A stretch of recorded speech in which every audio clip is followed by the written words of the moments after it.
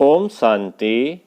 आज 11 नवंबर 2020 में बाबा ने मुरली में कहा, मीठे बच्चे, तुम अभी वर्ल्ड सर्वेंट हो। तुम्हें किसी भी बात में देह अभिमान नहीं आना चाहिए। आज की मुरली का प्रश्न है, कौन सी एक आदत ईश्वरीय कायदे के विरुद्ध है जिससे बहुत नुकसान होता है। प्रश्न का उत्तर, कोई भी फिल्मी कहानियां सुनना व पढ़ना, नॉवेल्स पढ़ना, यह आदत बिल्कुल बेकायदे है। इससे बहुत नुकसान होता है। बाबा की मना है, बच्चे तुम ऐसी कोई किताबें नहीं पढ़नी है। अगर कोई बीके ऐसी पुस्तकें पढ़ता है तो तुम एक दो को सावधान करो। आज का गीत है, मुखड़ा देख ले प्राणी। अब सुनते हैं मुरली विस्तार से। ओम शांति। मीठे मीठे रूहानी बच्चों प्रति रूहानी बाप कहते हैं, अपनी जांच करो कि याद की यात्रा से हम तमो प्रदान से सतो प्रदान तरफ कितना आगे बढ़े हैं।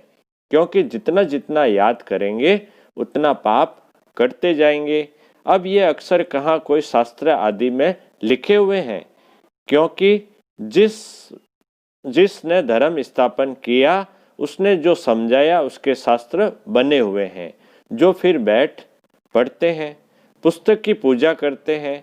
अब यह भी समझने की बात है, जबकि यह लिखा हुआ है, देह सहित देह के सर्व संबंध छोड़ अपने को आत्मा समझो। बाप याद दिलाते हैं, तुम बच्चे पहले पहले अशरीरी आए थे, वहां तो पवित्र ही रहते हैं। मुक्ति जीवन मुक्ति में पतित आत्मा कोई जा नहीं सकती। वह है निराकारी निर्विकारी दुनिया। इसको कहा जाता है साकारी विकारी दुनिया। फिर सत्युग में यही निर्विकारी दुनिया बनती है। सत्युग में रहने वाले देवताओं की तो बहुत महिमा है। अब बच्चों को समझाया जाता है, अच्छी रीति धारण कर औरों को समझाओ। तुम आत्माएं जहां से आई हो पवित्र ही आई हो, फिर यहां आकर अपवित्र भी जरूर होना है। सत्युग को वाइसलेस वर्ल्ड, कलयुग को विशेष वर्ल्ड कहा जाता है। अब तुम पतित पावन आकर बाप को याद करते हो कि हमको पावन वाइसलेस बनाने आप विशेष दुनिया विशेष शरीर में आओ। पतित पावन बाप को याद करते हैं ना सभी। बाप खुद बैठ समझाते हैं, ब्रह्मा के चित्र पर ही मूंझते हैं कि दादा को क्यों बिठाया है। समझाना चाहिए, यह तो भागीरथ है, शिव भगवानुवाच है, यह रथ मैंने लिया है, क्योंकि मुझे प्रकृति का आधार जरूर चाहिए, नहीं तो मैं तुमको पतित से पावन कैसे बनाऊं। रोज पढ़ाना भी जरूर है। अब बाप तुम बच्चों को कहते हैं, अपने को आत्मा समझ मामेकम याद करो। बाबा हमेशा कहते हैं ना मुरलियों में, मुझे याद करो, अपने को आत्मा समझो। आत्मा को अपने बाप को याद करना है। कृष्ण को सभी आत्माओं का बाप नहीं कहेंगे, उनको तो अपना शरीर है, तो ये बाप बहुत सहज समझाते हैं। जब भी किसी को समझाओ तो बोलो, बाप कहते हैं, तुम अशरीरी आए, अब अशरीरी बनकर जाना है। वहां से पवित्र आत्मा ही आती है। भल कल कोई आते तो भी पवित्र है, तो उनकी महिमा जरूर होगी। सन्यासी उदासी गृहस्थी जिनका नाम होता है, जरूर उनका यह पहला जन्म है ना। उनको आना ही है धर्म स्थापन करने। जैसे बाबा गुरु नानक के लिए समझाते हैं, अब गुरु अक्सर भी कहना पड़ता है, क्योंकि नानक नाम तो बहुतों का है ना। जब किसकी महिमा की जाती है तो उस मतलब से कहा जाता है, न कहे तो अच्छा नहीं।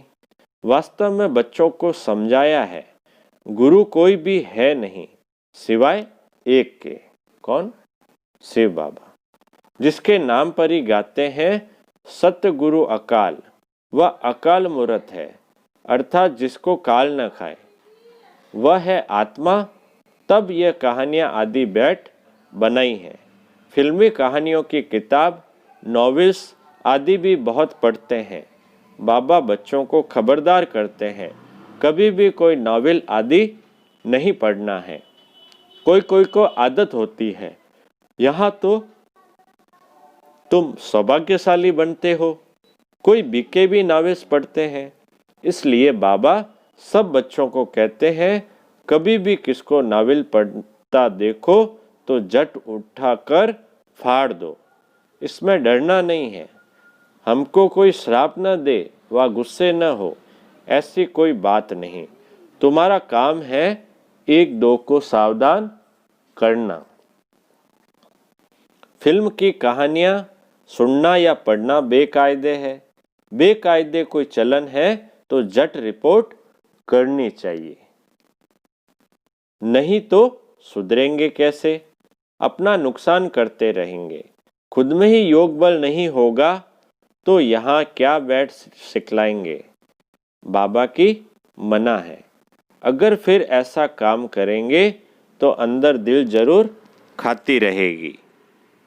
अपना नुकसान होगा, इसलिए कोई में भी कोई अवगुण देखते हो तो लिखना चाहिए। कोई बेकायदे चलन तो नहीं चलते, क्योंकि ब्राह्मण का इस समय सर्वेंट है ना। क्योंकि ब्राह्मण इस समय सर्वेंट है ना। बाबा भी कहते हैं बच्चे नमस्ते, अर्थ सहित समझाते हैं। बाबा भी कहते हैं ना मुरली के लास्ट में, मेरे बच्चों को याद प्यार और नमस्ते। बच्चियां पढ़ाने वाली जो है उनमें देह अभिमान नहीं आना चाहिए। टीचर भी स्टूडेंट का सर्वेंट होता है ना। गवर्नर आदि भी चिट्ठी लिखते हैं, नीचे सही करेंगे, आई एम ओबीडियंट सर्वेंट, बिल्कुल सम्मुख नाम लिखेंगे। बाकी क्लर्क लिखेगा अपने हाथ से, कभी अपनी बड़ाई नहीं लिखेंगे। आजकल गुरु तो अपने आप को आप ही श्री श्री लिख देते। यहाँ भी ऐसे कोई ऐसे हैं श्री फलाना लिख देते हैं। वास्तव में ऐसे भी लिखना नहीं चाहिए। न फीमेल श्रीमती लिख सकती है। श्रीमती कब तब मिले जब श्री श्री स्वयं आकर मत देवे। तुम समझा सकते हो कि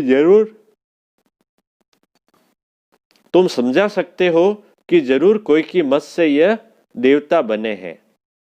भारत में किसको भी यह पता नहीं कि यह इतना ऊंच विश्व के मालिक कैसे बने। तुमको तो यही नशा चढ़ना चाहिए। यह एम ऑब्जेक्ट का चित्र सदैव छाती से लगा होना चाहिए। किसको भी बताओ हमको भगवान पढ़ाते हैं, जिससे हम विश्व का महाराजा बनते हैं। बाप आए हैं इस राज्य की स्थापना करने। इस पुरानी दुनिया का विनाश सामने खड़ा है। तुम छोटी छोटी बच्चियां तोतली भाषा में किसको भी समझा सकती हो। वो कहते हैं तुम छोटी छोटी बच्चियां तोतली भाषा में किसको भी समझा सकती हो। बड़े बड़े सम्मेलन आदि होते हैं, उनमें तुमको बुलाते हैं। यह चित्र तुम ले जाओ और बैठकर समझाओ। भारत में फिर से इनों का राज्य स्थापन हो रहा है।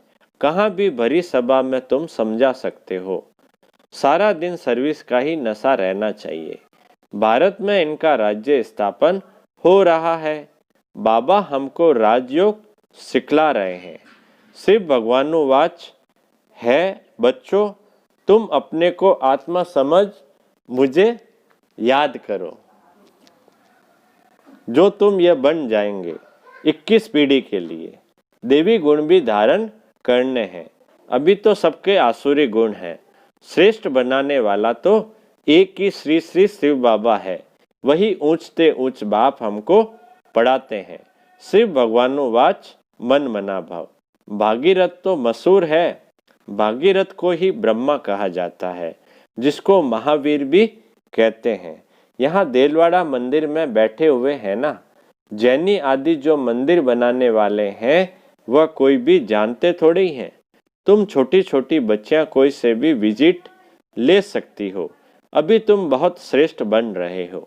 यह भारत की एम ऑब्जेक्ट है ना। कितना नशा चढ़ना चाहिए।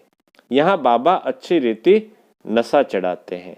सब कहते हैं हम तो लक्ष्मी नारायण बनेंगे। राम सीता बनने के लिए कोई भी हाथ नहीं उठाते।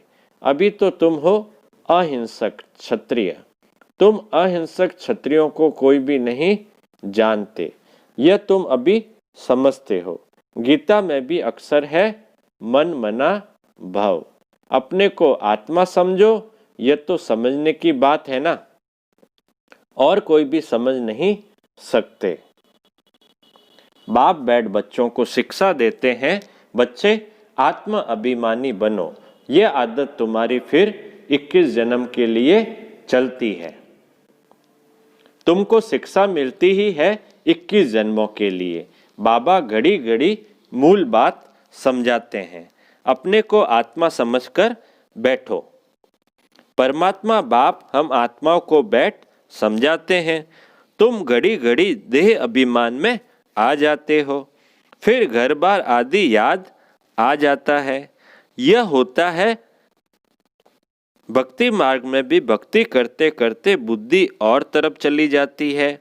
एक टिक सिर्फ नौंधा भक्ति वाले ही बैठ सकते हैं, जिसको तीव्र भक्ति कहा जाता है। एकदम लवलीन हो जाते हैं। तुम जैसे याद में बैठते हो तो कोई समय एकदम अशरीरी बन जाते हो। जो अच्छे बच्चे होंगे वही ऐसी अवस्था में बैठेंगे। देह का भान निकल जाएगा, अशरीरी हो उस मस्ती में बैठे रहेंगे। यह आदत पड़ जाएगी। सन्यासी है तत्वज्ञानी व ब्रह्मज्ञानी, वह कहते हैं हम लीन हो जाएंगे। यह पुराना शरीर छोड़ ब्रह्म तत्व में लीन हो जाएंगे। सबका अपना अपना धर्म है ना, कोई भी दूसरे धर्म को नहीं मानते हैं। आदि सनातन देवी देवता धर्म वाले भी तमो प्रधान बन गए हैं। गीता का भगवान कब आया था, गीता का युग कब था, कोई भी नहीं जानते। तुम जानते हो इस संगम युग पर ही बाप आकर राजयोग सिखलाते हैं, तमो प्रधान से सतो प्रधान बनाते हैं। भारत की ही बात है, अनेक धर्म भी थे जरूर। गायन है एक धर्म की स्थापना, अनेक धर्मों का विनाश। सतयुग में था एक धर्म, अभी कलयुग में है अनेक धर्म। फिर एक धर्म की स्थापना होती है। एक धर्म था अभी नहीं है, बाकी सब खड़े हैं। बड़ के झाड़ का मिसाल भी बिल्कुल ठीक है। फाउंडेशन है नहीं, बाकी सारा झाड़ खड़ा है। वैसे इसमें भी देवी देवता धर्म है नहीं। आदि सनातन देवी देवता धर्म जो तना था वह अब प्राय लोप हो गया है। फिर से बाप स्थापना करते हैं। बाकी इतने सब धर्म तो पीछे आए हैं। फिर चक्र को रिपीट जरूर करना है, अर्थात पुरानी दुनिया से फिर नई दुनिया होनी है। नई दुनिया में इनों का राज्य था। तुम्हारे पास बड़े चित्र भी हैं, छोटे भी हैं। बड़ी चीज होगी तो देखकर पूछेंगे यह क्या उठाया है। बोलो हमने वह चीज उठाई है जिससे मनुष्य बैगर टू प्रिंस बन जाए। दिल में बड़ा उमंग, बड़ी खुशी रहनी चाहिए। बाबा कहते हैं दिल में हमेशा उमंग और उत्साह, खुशी रहनी चाहिए। हम आत्माएं भगवान के बच्चे हैं। आत्माओं को भगवान पढ़ाते हैं। बाबा हमको नैनों पर बिठाए ले जाएंगे।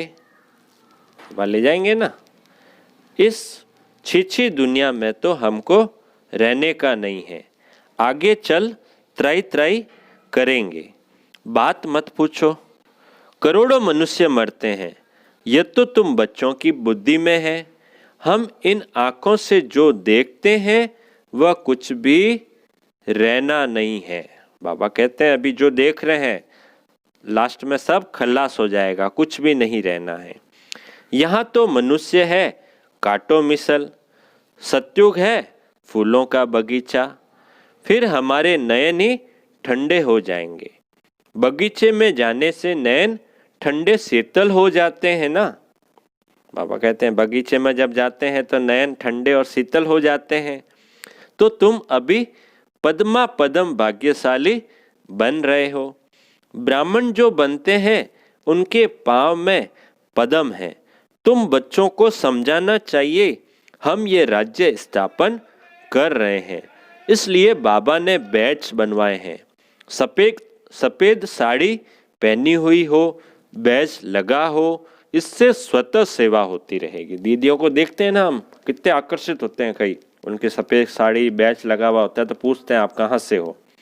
मनुष्य गाते हैं आत्मा परमात्मा अलग रहे बहुकाल, परंतु बहुकाल का अर्थ कोई भी समझते नहीं है। तुमको बाप ने बताया है कि बहुकाल अर्थात 5000 वर्ष के बाद तुम बच्चे बाप से मिलते हो। तुम यह भी जानते हो कि इस सृष्टि में सबसे नामी ग्रामी है यह राधे कृष्ण। यह सत्युग के फर्स्ट प्रिंस प्रिंसेस हैं। कभी किसके ख्याल में भी नहीं आएगा कि यह कहाँ से आए। आएगा किसके ख्याल में? क्योंकि ये तो फर्स्ट प्रिंस प्रिंसेस है राधा कृष्ण। तो सत्युग के आगे जरूर कलयुग होगा।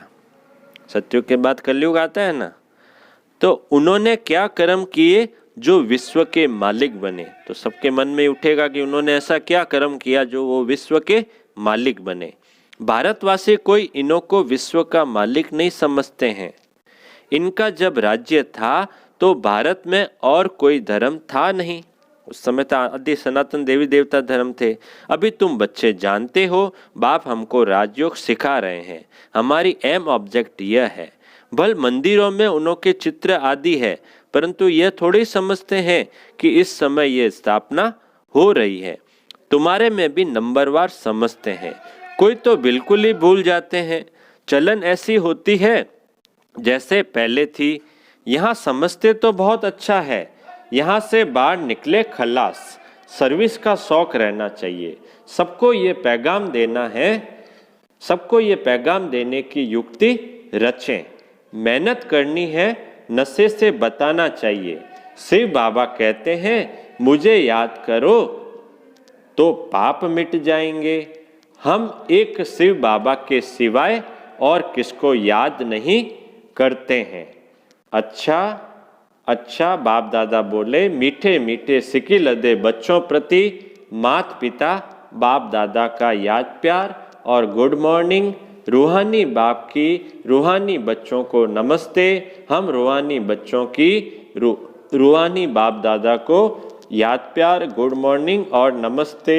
सदा रहेंगे हंसते हंसते, बन जाएंगे फरिश्ते। वाह बाबा वाह वाह मेरा भाग्य। धारणा के लिए मुख्य सार में पहला पॉइंट है एम ऑब्जेक्ट का चित्र सदा साथ रखना है।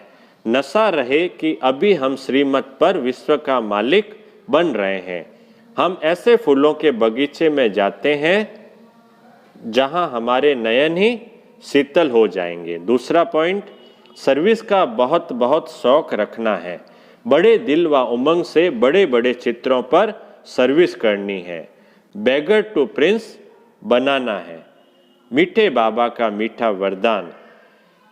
यज्ञ सेवा द्वारा सर्व प्राप्तियों का प्रसाद प्राप्त करने वाले ऑलराउंड सेवाधारी भव। यज्ञ सेवा द्वारा सर्व प्राप्तियों का प्रसाद प्राप्त करने वाले ऑलराउंड सेवाधारी भव। विस्तार है संगम युग पर ऑलराउंड सेवा का चांस मिलना यह भी ड्रामा में एक लिफ्ट है। जो प्यार से यज्ञ की ऑलराउंड सेवा करते हैं उन्हें सर्व प्राप्तियों का प्रसाद स्वतः प्राप्त हो जाता है। वे निर्विघ्न रहते हैं। एक बारी सेवा की और 1000 बार सेवा का फल प्राप्त हो गया। सदा स्थूल सूक्ष्म लंगर लगा रहे। किसी को भी संतुष्ट करना यह सबसे बड़ी सेवा है। मेहमान निवाजी करना यह सबसे बड़ा भाग्य है। स्लोगन है आज का, स्वमान में स्थित रहो तो अनेक प्रकार के अभिमान स्वतः समाप्त हो जाएंगे। स्वमान में स्थित रहो तो अनेक प्रकार के अभिमान स्वतः समाप्त हो जाएंगे। अच्छा, ओम शांति।